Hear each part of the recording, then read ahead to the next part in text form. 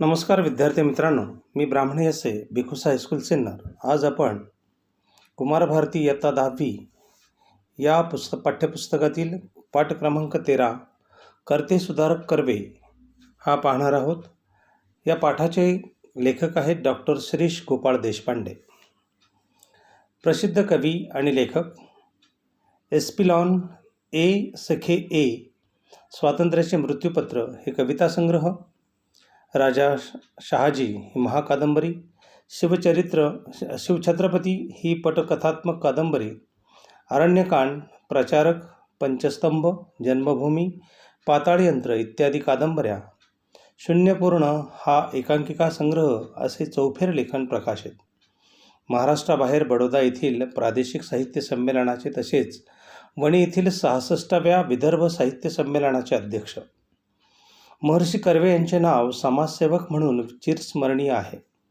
कर्वे यांनी आपली सर्व कार्यशक्ती स्त्री शिक्षणावर केंद्रित केली. महिला विद्यापीठ ही कल्पना मूर्त रूपात साकार केली.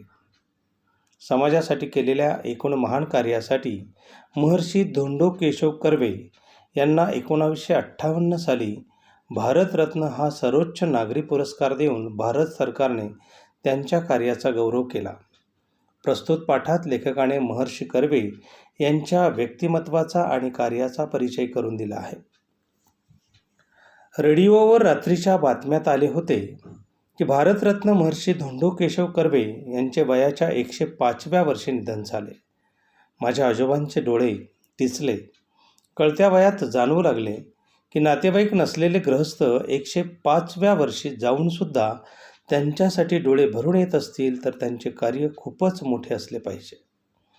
विद्यार्थी मित्रांनो, रेडिओवर बातमी आली आणि त्यामध्ये सांगितलं गेलं की भारतरत्न महर्षी धोंडो केशव कर्वे यांचे वयाच्या 105व्या वर्षी निधन झालं.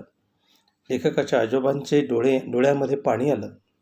डोळे टिचले म्हणजे त्यांच्या डोळ्यामध्ये पाणी आलं, अश्रू आले आणि कळत्या वयात जाणवू लागलं की नातेवाईक नसलेल्या गृहस्थ 105व्या वर्षी जाऊनसुद्धा त्यांच्यासाठी डोळे भरून येत असतील तर त्यांचं कार्य किती मोठं असेल असं लेखकांना त्या ठिकाणी समजलं. आणि म्हणून स्वातंत्र्य समराच्या ऐन धुमाळीच्या काळात म्हणजे 18 एप्रिल 1858 रोजी महर्षी कर्वे यांचा जन्म झाला.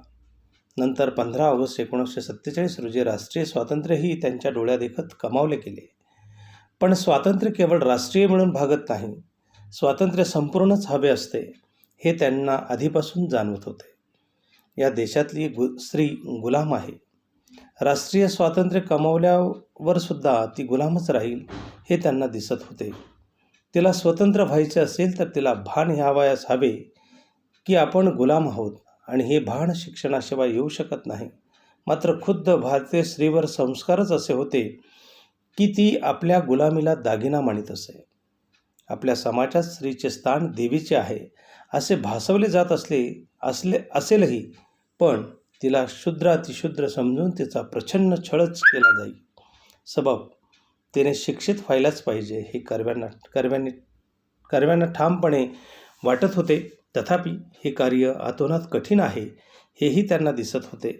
स्त्रीने स्वातंत्र्य कमवावे असे वाटणे म्हणजे खडकावर डोके आपटण्यासारखे होते. शांत सोशिकपणे सहिष्णू वृत्तीनं राहिलो तर हे असिधारा व्रत परिपूर्ण होऊ शकेल याची त्यांनी खुणगाठ बांधली.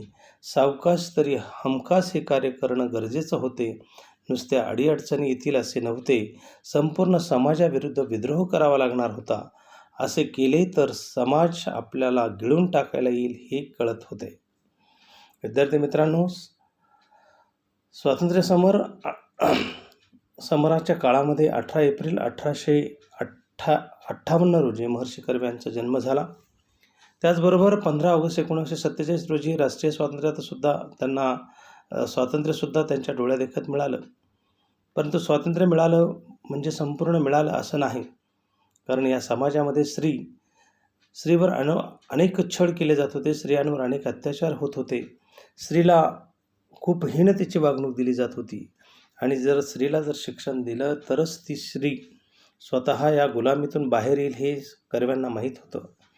कारण आपली जी स्त्री, भारतीय स्त्री जी आहे, त्याच्यावर असे संस्कारच केलेले होते की ती गुलामीला दागिना म्हणत होती.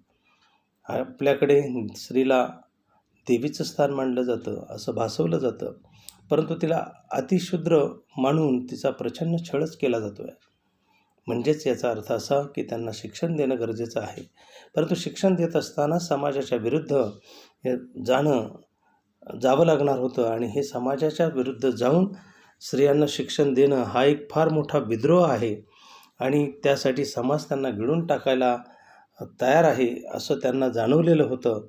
परंतु पंडिता रमाबाई यांचे जीवनचरित्र आणि ईश्वरचंद्र विद्यासागर यांचे जीवनकार्य यातून महर्षी कर्वे यांना हुरूप मिळाला, त्यांना उत्साह वाढला आणि ईश्वरचंद्रांनी पोथ्यांच्या पिट्ट्या पाडून विधवा विवाह होऊ शकतो हे दाखवून दिलं.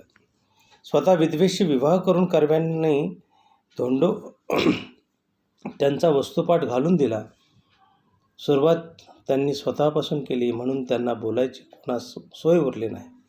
प्राध्यापक धोंडो केशव कर्वे हे कॉलेजात गणित शिकवत. विद्वत्तेचे ते महामेरू होते, त्यामुळे त्यांच्याशी वाद घालायला कोणी धजले नाही. केवळ सत्पुरुषांचा छळ करावा एवढेच ऐतिहासिक कार्य तेव्हाच्या अज्ञ समाजाने केले. या समाजाबद्दल महर्षी अण्णासाहेब कर्वे अर्थातच क्षमाशील होते. त्यांना छळवादी समाजवृत्तीचा आधीपासूनच अंदाज होता. समाजाने केलेल्या धक्काबुक्कीत अण्णासाहेबांचे कपडे फाटत. रोज त्यांना आपला शर्ट नाही तर कोट जिथे फाटला तिथे शिवून घ्यावा लागत असे. फाटके कपडे ते वापरत नसत. गावातील सुशिक्षित समजल्या गेलेल्या लोकांनी ससे होलपट चालवली तरी कर्व्यांनी ना त्यांना शिव्याशाप दिल्या ना आपल्या कार्यातून कर्वे विचलित झाले. जसे संत ज्ञानेश्वरांचाही छळ झाला होता, पण त्यांच्या साहित्यात ते कुठेही उमटले नाही, तसे कर्व्यांचे आचरण ज्ञानेश्वरांच्या कवितेसारखेच राहिले. विद्यार्थी मित्रांनो, महर्षी कर्वे यांना पंडिता रमाबाई यांचं जीवनचरित्र आणि ईश्वरचंद्र विद्यासागर यांचे जीवनकार्य वाचून अनुभवून त्यांना उत्साह मिळालेला होता. ईश्वरचंद्रांनी पोथ्या वाचून पोथ्यांचा अर्थ लावून विधवा विवाह होऊ शकतो हे दाखवून दिलं होतं आणि म्हणूनच स्वतः कर्व्यांनी विधवेशी विवाह केला. ते गणित शिकवत असत. विद्वत्तेचा ते महामेरू होते, विद्वान होते. तेव्हाच्या अज्ञ समाजाने त्यांच्यावर अनेक अन्याय केले, त्यांचा छळ केला. समाजाने त्यांना धक्काबुक्कीसुद्धा केली. त्या धक्काबुक्कीमध्ये त्यांचे कपडे फाटत, परंतु ते फाटलेले शर्ट किंवा कोट शिवून काढत. ते फाटलेले कपडे कधीही वापरत नसत. अंगावर फाटलेला कपडा जो आहे तो पुन्हा शिवून ते नीटनेटका करून घालत. परंतु या ठिकाणी त्यांनी त्यांचं असिधारा व्रत जे आहे ते सोडलं नाही. ते आपल्या कार्यापासून विचलित झाले नाही. संत ज्ञानेश्वरांचाही छळ झाला, परंतु तो त्यांच्या साहित्यात कुठेही उमटला नाही. तशा प्रकारे महर्षी कर्व्यांचं सुद्धा साहित्यामध्ये त्यांचा छळ झाला किंवा त्यांना समाजाने स्त्री शिक्षणासाठी अनेक त्रास दिला, तो कुठेही त्यांच्या साहित्यामध्ये दिसत नाही. महर्षी कर्वे यांनी अनाथ बालिका आश्रमाची मुहूर्तमेढ रोवली. कालांतराने बालिकाश्रमाचे हिंगणा येथे स्थलांतर करून हिंगणे स्त्री शिक्षण संस्था असे त्यांनी त्यांचे नामांतर केले. पैसा निधी व मुरुड निधी त्यांनी जमवला. त्यांच्यावर चाल करून येणाऱ्या समाजालाही या गोष्टीची पूर्ण कल्पना होती की ते यातील पैचा हिशोब कर्व्याजवळ असणार आहे आणि कर्व्यांनी जमा केलेल्या निधीची उधळपट्टी तर केवळ असंभव. कर्वे स्वतः मोटार वापरत नसेत. मैलोगंती लांब असलेल्या आश्रमात ते पायी जात. समाजाचे पैसे वापरणे दूरच, स्वतःचे पैसेसुद्धा ते समाजासाठी वापरतात हे मात्र समाजाला माहीत होते. जेवढे खर्च घरात आवश्यक होते तेवढे आपल्या कमाईतून ते करत. उर्वरित सर्व पैसा ते समाजकार्यात वापरत. ते स्वतःच्या विश्वात वावरतात अशी कुरबुर घरच्यांच्या मनात घर करून राहिली होती. वस्तुतः समाज सुखरूप करण्याची महर्षी कर्वे यांची जिद्द होती, पण त्या जिद्दीनं कुटुंबाला कुठेही कुरूप केले नाही. नेमकेपणा हा गणिताचा गुणधर्म त्यांना तेथे उपयोगी पडला. ते बोलत नसत, विचार करत. विचार पक्का झाला की आपल्या आचरणात आणत. त्यांच्या कार्यातूनच लोकांना अंदाज येईल की त्यांच्या चित्तात काय चालले आहे. हे डावपेच नव्हते. उलट पक्षी बोलके सुधारक असण्यापेक्षा कर्ते सुधारक असणे हेच श्रेयस्कर असते. महर्षी कर्वे यांनी अनाथ आश्रम बालिकाची मुहूर्तमेढ रोवली. अनाथ बालिकाश्रम सुरू केलं. नंतर हिंगणा येथे त्यांचं स्थलांतर केलं.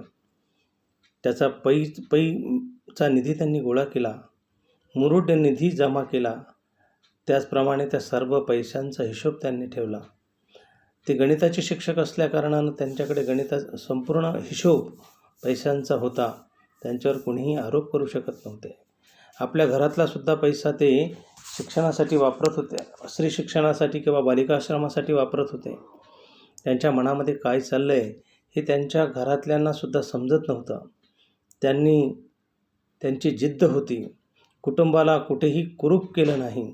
नेमकेपणा हा त्यांच्या गणिताचा गुणधर्मच होता आणि म्हणून नेमकं आचरण त्यांनी केलं. त्यामुळे त्यांच्या कार्यातूनच लोकांना त्यांचा अंदाज येईल. त्यांच्या चित्तात काय चाललं आहे हे डावपेच नव्हते. उलट पक्षी बोलके सुधारक होणे असण्यापेक्षा ते कर्ते सुधारक झालेले आहे आणि हेच त्यांना श्रेयस्कर वाटलेलं. महर्षी कर्वे याचमध्ये स्थितप्रज्ञाची लक्षणं होती. जो स्वतःचा सुखदुःखात अविचल राहतो, मात्र दुसऱ्याच्या दुःखात दुःखी होतो, दुसऱ्याच्या सुखात सुखी होतो, तो खरा स्थितप्रज्ञ. महर्षी कर्वे याचमध्ये स्थितप्रज्ञाची लक्षणं होती. स्थिरता होती. जो स्वतःच्या सुखदुःखात अविचल राहतो, मात्र दुसऱ्याच्या दुःखामध्ये दुःखी होतो, दुसऱ्याच्या सुखात सुखी होतो, हा खरा अर्थानं स्थितप्रज्ञ म्हणजे अविचल राहणारा व्यक्ती आहे. महर्षी कर्वे यांचे लक्ष केवळ समाज सुधारणेत होते. त्याचप्रमाणे त्यांना कोणावर ऋण ठेवायचे नव्हते. ते जर कुठे जेवायला जर गेले तर ते ताटाशेजारी पैसे काढून ठेवत असत. आपल्यावर पैसे कोणाला खर्च करू देत नसत.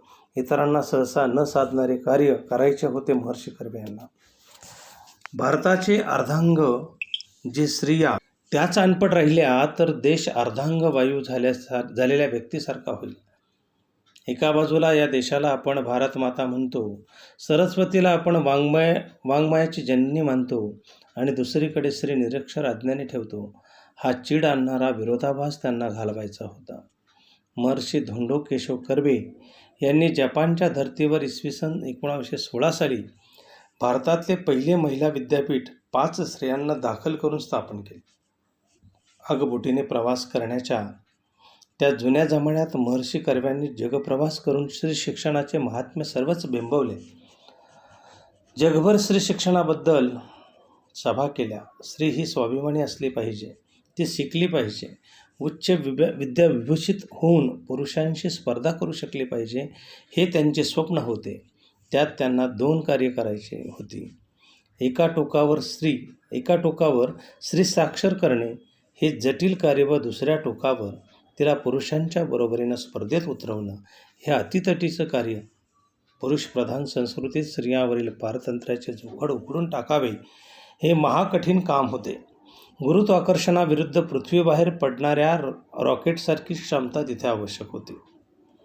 रत्नागिरी जिल्ह्यातील खेड तालुक्यातल्या शेरा या गावी जन्मलेला हा मुलगा जन्मतःच महर्षी किंवा भारतरत्न म्हणून गणला गेला नाही.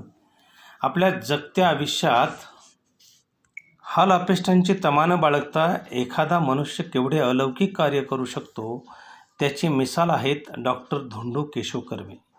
लोकमानसाने त्यांना अभिमानाने महर्षी मानले.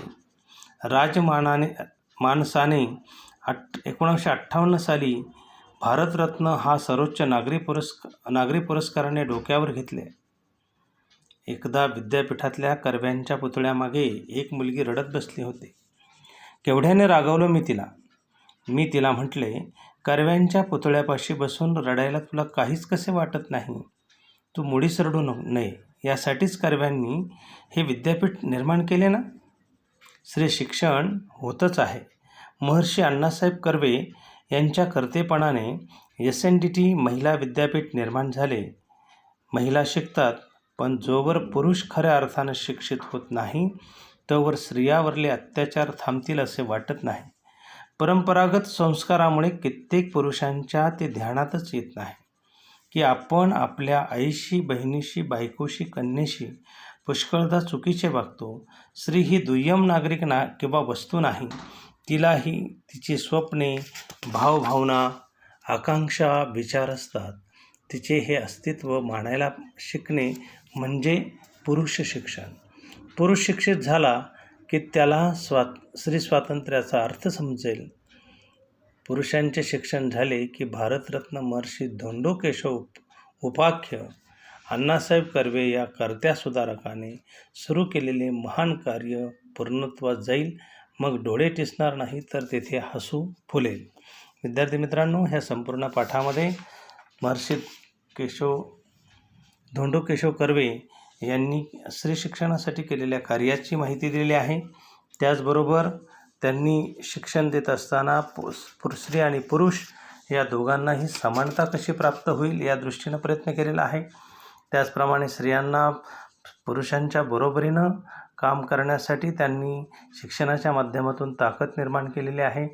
आणि त्यांचं असं म्हणणं आहे की जोपर्यंत पुरुष शिक्षित होत नाही तोपर्यंत स्त्रियांवर ही अत्याचार होतच राहणार आहे. आणि म्हणून पुरुष शिक्षित झाला की त्याला स्त्री स्वातंत्र्याचा अर्थ कळेल आणि पुरुषांचे शिक्षण झाले तरच खऱ्या अर्थानं स्त्री शिक्षणाला महत्त्व प्राप्त होईल. अशा प्रकारचा संदेश या पाठातून त्यांनी दिलेला आहे. या पाठावर कृती दिलेली आहे. ती कृती आपण सोडवायची आहे. त्यावरील जे आकलन कृती, स्वमत आणि त्यामध्ये असणारे जे व्याकरण आहे त्या व्याकरणात तुम्ही सर्व गृहपाठ वहीमध्ये सोडवायचे आहेत. या ठिकाणी हा पाठ संपला. धन्यवाद.